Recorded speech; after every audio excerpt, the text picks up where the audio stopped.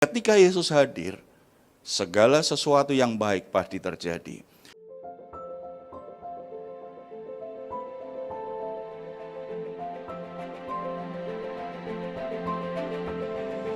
Saudara-saudara yang dikasihi oleh Tuhan Yesus, saya pernah bertemu dengan seorang Kristen yang sebenarnya sudah lama dia menjadi orang Kristen. Dia tidak mau lagi ke gereja, alasannya dia kecewa dan dia berkata tidak ada gunanya ke gereja. Isinya hanya orang-orang yang tidak bisa dipercaya, orang-orang yang suka gosip, orang-orang yang perlu dihindari. Akhirnya dia tinggalkan persekutuan, tinggalkan gereja. Dan di masa pandemi ini itu jadi alasan bagi dia untuk semakin tidak peduli dengan gereja. Saudara-saudara yang dikasihi Tuhan, apakah kita sungguh-sungguh tidak membutuhkan gereja? Kalau kita pelajari Alkitab, gereja adalah solusi Allah untuk menjadi saluran anugerah Tuhan agar banyak orang mengalami perjumpaan pribadi dengan kehadiran Yesus Kristus. Agar setiap orang bisa bertumbuh, punya tempat, punya keluarga rohani untuk bisa mengalami perawatan secara rohani, digembalakan, diajar, dituntun, diarahkan, agar setiap orang Kristen bisa bertumbuh menjadi dewasa sebagaimana seharusnya. Tetapi kenapa ada banyak orang yang meninggalkan gereja, ada banyak orang yang akhirnya memilih untuk tidak bergereja? Apakah mereka tidak membutuhkan keluarga rohani untuk bertumbuh? Saudara-saudara, saat ini saya ingin berbagi kebenaran firman Tuhan. Apapun kondisinya, seharusnya kita tetap butuh keluarga rohani. Kita akan melihat kebenaran firman Tuhan dari Filipi pasal yang kedua, ayat 1 sampai 8. Kita akan baca terlebih dahulu ayat yang pertama. Jadi, karena dalam Kristus ada nasihat, ada penghiburan kasih, ada persekutuan roh, ada kasih mesra, dan belas kasihan. Saudara-saudara, ini saya menyebutnya berkat terindah di dalam Yesus Kristus. Setelah keselamatan, Tuhan memberi kita persekutuan dengan saudara seiman, memberi kita keluarga rohani. Berkat itu indah sekali karena apa? Di situ disebutkan, jadi di dalam Kristus ada nasihat, ada penghiburan kasih, ada persekutuan roh, ada kasih mesra, ada belas kasihan. Jadi dalam keluarga rohani itu setiap kita sebenarnya ada kesempatan untuk apa? Mendapatkan bimbingan, arahan, nasihat, penguatan hati, dorongan semangat untuk selalu bangkit dalam hidup ini, untuk selalu maju di dalam Tuhan. Tetapi juga ada penghiburan kasih. Itu bicara tentang kita ada sebuah tempat di mana kita bisa bicara dari hati ke hati. Kita bisa ngobrol dengan akrab. Kita merasa nyaman untuk berbicara. Itu seperti anak yang mendapatkan keluarga yang asik untuk berbicara. Dalam Kristus, Tuhan ingin mengalirkan kenyamanan dalam sebuah hubungan. Ada persekutuan roh. Saudara, bicara persekutuan itu bukan sekedar duduk bersama-sama ngobrol, tidak. Yang dimaksud persekutuan adalah sebuah komunitas di mana satu sama lain itu berpartisipasi secara aktif. Keluarga rohani itu tempat untuk mempraktikkan ajaran Kristen, perintah Yesus, yaitu saling mengasihi, saling menolong, saling menguatkan, saling membangun satu sama lain. Itu bisa diterapkan kalau kita punya keluarga rohani. Ketika itu diterapkan, Yesus hadir. Ketika Yesus hadir, segala sesuatu yang baik pasti terjadi. Dalam keluarga rohani juga di dalam Kristus ada kasih mesra dan belas kasihan. Kasih mesra itu ada di dalam hati, itu bicara tentang hati yang sungguh-sungguh peduli, empati yang kuat di dalam hati kita, yang menggerakkan hati kita, akhirnya kita punya belas kasihan. Belas kasihan itu ekspresi dari hati yang mengasihi seseorang, keinginan untuk menolong. Kristus dalam keluarganya menaruh hati yang seperti itu kepada anggota-anggotanya, supaya kebutuhan dari umat Tuhan, anak-anak Allah itu terpenuhi. Karena ketika orang lagi terpuruk, ketika orang alami kegagalan, ketika orang sedang putus asa, ketika orang kehilangan arah, ada nasihat. Ketika orang merasa sendirian, ada penghiburan kasih. Ketika orang merasa tidak punya teman, ketika orang merasa tidak berguna dalam hidup ini, ada kesempatan untuk menjadi berguna dalam hidup ini. Karena apa? Karena dalam anugerah Bapa kita bisa jadi berkat bagi orang lain. Demikian juga ketika kita membutuhkan pertolongan orang lain, ketika kita butuh ada seseorang yang peduli kemudian memberi pertolongan kepada kita. Dalam keluarga rohani, ada yang ditaruh di hatinya oleh Allah untuk berbelas kasihan dan menolong kita. Ini indah sekali kalau kita menikmatinya. Tetapi apakah faktanya bisa kita lihat? Saudara, tentu saja tidak seideal, karena proses perubahan dan pertumbuhan itu sesuatu yang terus-menerus. Sesuatu yang ideal itu harus diupayakan terus-menerus. Kenapa itu tidak dinikmati oleh orang-orang yang bersekutu dalam keluarga rohani? Kita harus ingat bahwa ada banyak orang yang datang dalam keluarga rohani itu punya latar belakang yang berbeda, punya masa lalu yang berbeda, punya sistem kepercayaan yang berbeda, nilai-nilai norma-norma yang berbeda. Karena latar belakang yang unik dan berbeda itu, ketika berkumpul menjadi satu, maka akan ada kesalahpahaman, ketegangan, konflik. Itu sebuah proses yang sebenarnya Tuhan izinkan menjadi bagian dari proses pendewasaan kita di dalam Kristus. Supaya melalui berbagai perbedaan itu, akhirnya karakter Kristus, karakter kasih Tuhan itu bisa ditumbuhkan oleh Roh Kudus di dalam hidup kita. Saudara-saudara, kita tidak bisa memungkiri bahwa ada banyak perbedaan yang bisa menimbulkan konflik, ketegangan dalam relasi. Ada kekecewaan, ada ketersinggungan. Karena yang berkumpul dalam keluarga rohani punya masa lalu yang berbeda dan bukan orang yang sempurna. Orang-orang yang sama-sama sedang diubah oleh Tuhan. Orang-orang yang kadang-kadang proses pertumbuhannya tidak berjalan dengan baik. Ketika orang yang tidak sempurna berkumpul dengan orang yang tidak sempurna, ada perbedaan, ada ketegangan, ada konflik, itu biasa. Tetapi kalau kita bisa melewati prosesnya dengan benar, maka itu menjadi kesempatan bagi kita untuk mengalami perubahan hidup. Saudara-saudara, lalu bagaimana supaya kita bisa menikmati berkat indah di dalam Kristus itu?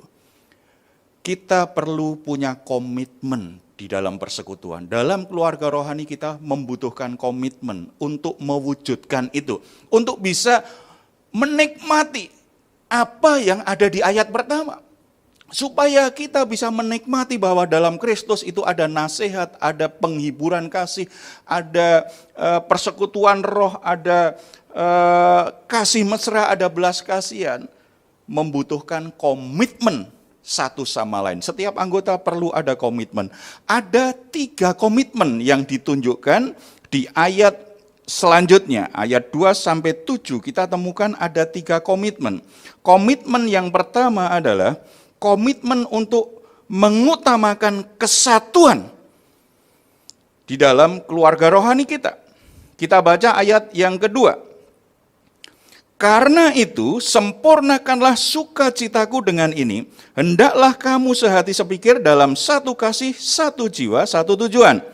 Jadi komitmen kita adalah bahwa ketika kita berkumpul bersama-sama, bersekutu bersama-sama dalam keluarga rohani, kita itu mesti semuanya punya komitmen bahwa kesatuan itu lebih penting daripada berbagai perbedaan-perbedaan yang ada. Makanya perbedaan-perbedaan yang ada, kepentingan-kepentingan yang ada, itu harus dipinggirkan.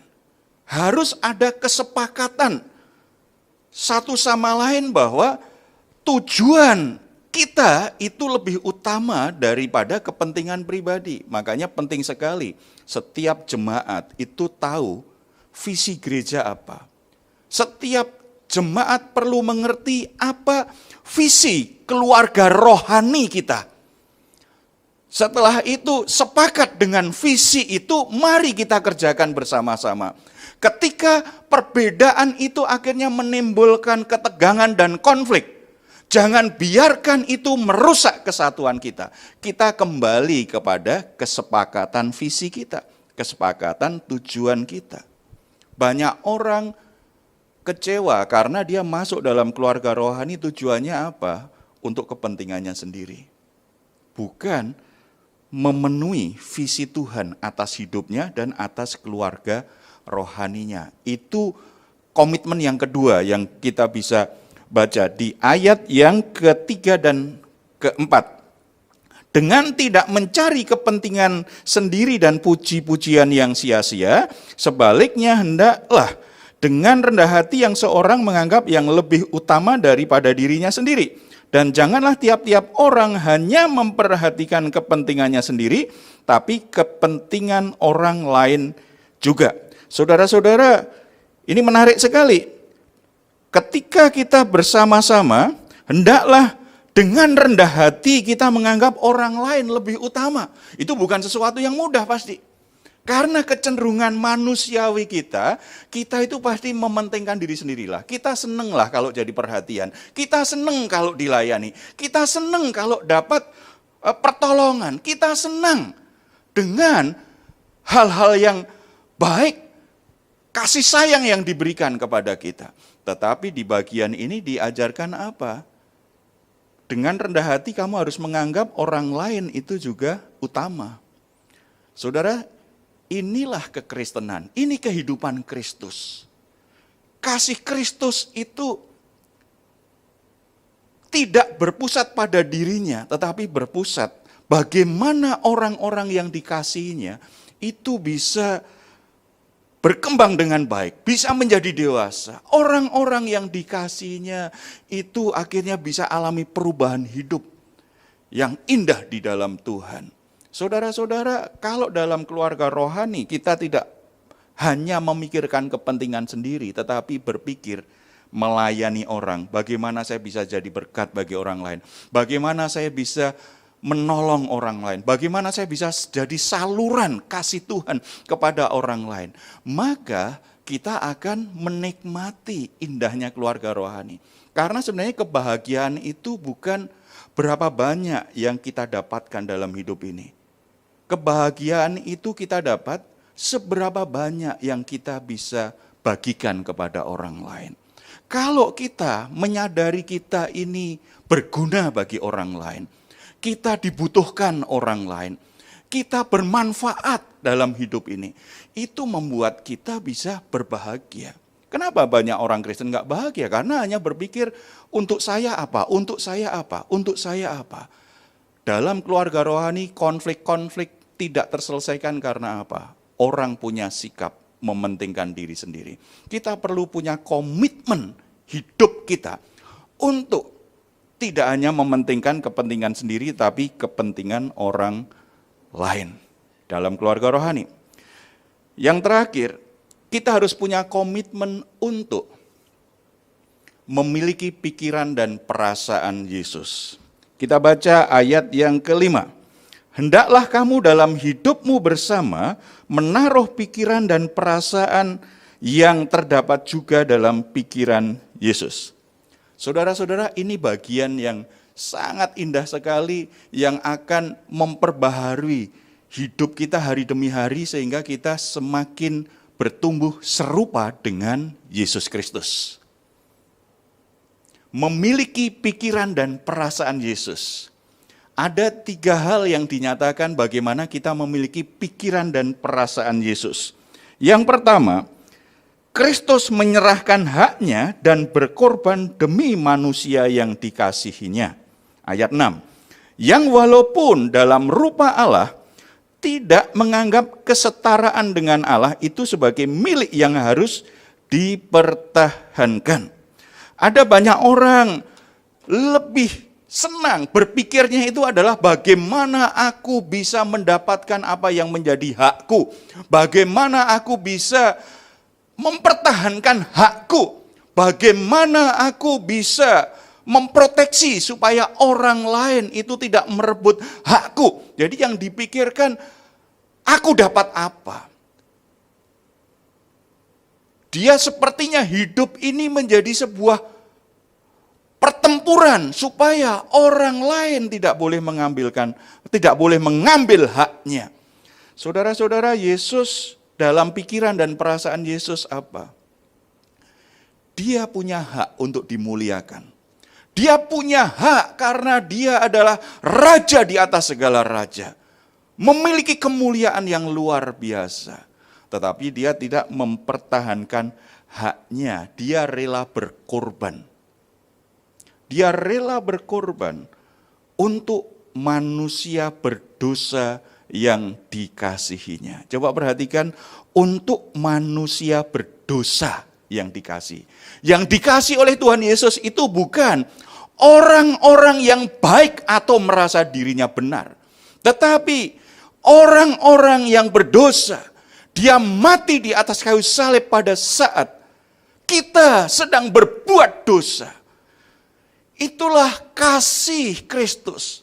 Dalam keluarga rohani, kalau setiap anggota punya pikiran dan perasaan Kristus, dia tidak akan berjuang mempertahankan haknya, tetapi yang dipikirkan itu adalah apa yang saya bisa berikan untuk orang-orang yang dikasih, untuk saudara-saudara yang aku kasihi. Karena dalam persekutuan harusnya kan orang saling mengasihi tadi.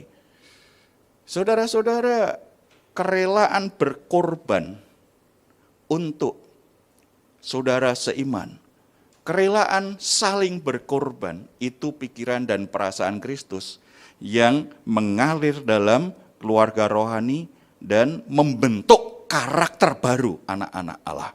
Yang kedua, pikiran dan perasaan Kristus itu ada di ayat 7. Melainkan telah mengosongkan sendiri dan mengambil rupa seorang hamba dan menjadi sama dengan manusia. Yesus telah mengosongkan dirinya sendiri. Jadi dengan kesadaran, dengan kerelaan Yesus mengosongkan dirinya. Jadi Kristus rela mengosongkan dirinya.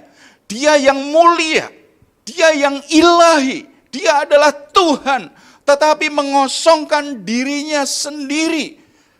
Dalam kerelaan, dalam kesadaran. Bukan karena terpaksa, bukan karena enggak ada pilihan lain. Tetapi itu sebuah pilihan untuk datang di dunia. Menjadi manusia sama dengan kita. Yang mulia telah mengosongkan dirinya menjadi manusia yang hina dina. Saudara, itu pikiran dan perasaan Kristus. Kenapa dalam keluarga rohani seringkali ada banyak konflik tidak terselesaikan? Ada orang-orang yang kecewa, kemudian keluar berpikir itu enggak penting. Karena problemnya tidak hanya saudara seimannya sendiri. Kadang-kadang seringkali justru dirinya sendiri. Tidak mau mengosongkan diri. Justru tadi ingin mengambil sebanyak-banyaknya dari orang lain. Saya dapat apa kalau saya datang?